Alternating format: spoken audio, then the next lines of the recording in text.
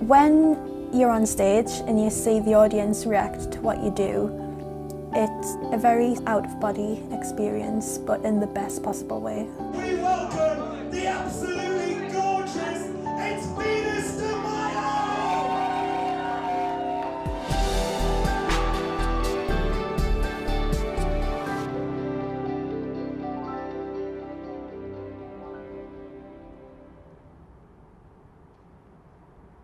My first experience of drag was my mum took me to a show in Turkey, and I remember looking at the stage and thinking just how flamboyant and talented they were. My name is Venus Milo and I'm a drag queen.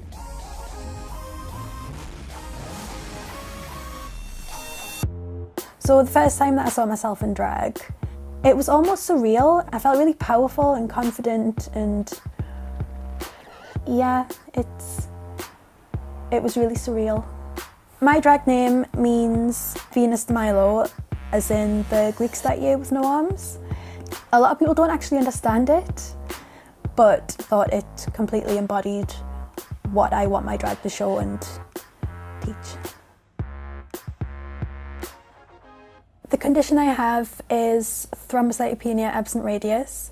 It's shortened to TAR syndrome, but I prefer to impress people with the long name. It's basically the bones in my forearms are missing.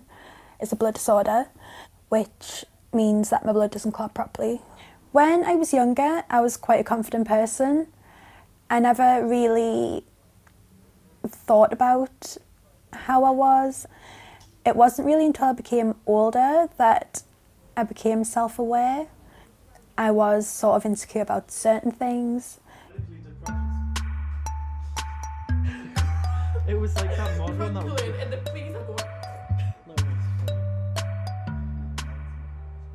And yeah, then drag started and I did 360 and completely changed it all. I'd like to be quiet. Well, when she first started drag, she never told me about it. I was on a night out and she had a wig on. She had like a purple wig, this leotard thing, and I was thinking, what the hell are you doing? I was just thinking, what's going on? And then it just evolved from there. She was just like, oh, I'm, with the drag queens now.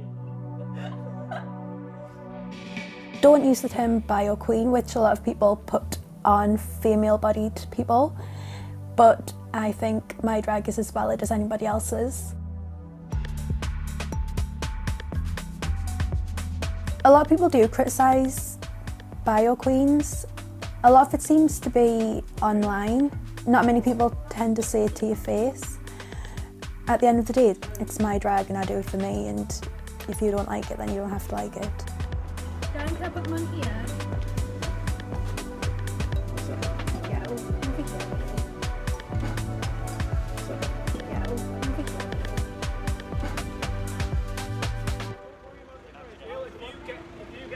Anybody else can stay in the back.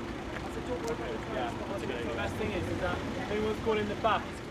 Now we're all off to Boulevard if we can all fit inside the taxis.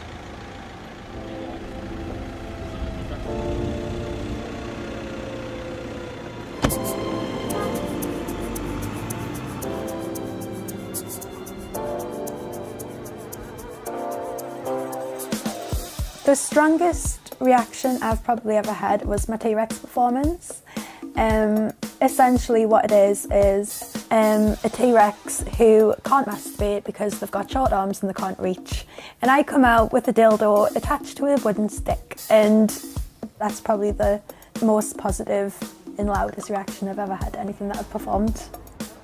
So I used to find the kind of disability jokes hard to come over just for the sheer fact of how much time was spent protecting Sophie when she was younger. But it's not that I don't go to the shows because of her disability jokes or anything like that. There's just certain things a little brother should never see an older sister use. So, everyone, eyes towards the stage as we welcome the absolutely gorgeous, it's Venus de Milo! When you're on stage, it's validation for all the hard work you've put into it, and it gives sort of like a power.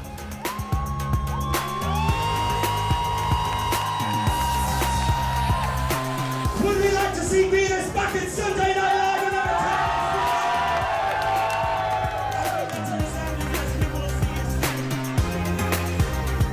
in It's all about self-expression, and you've got to embrace it, and if you think people aren't going to like what you do, then it's just more of a reason to do it.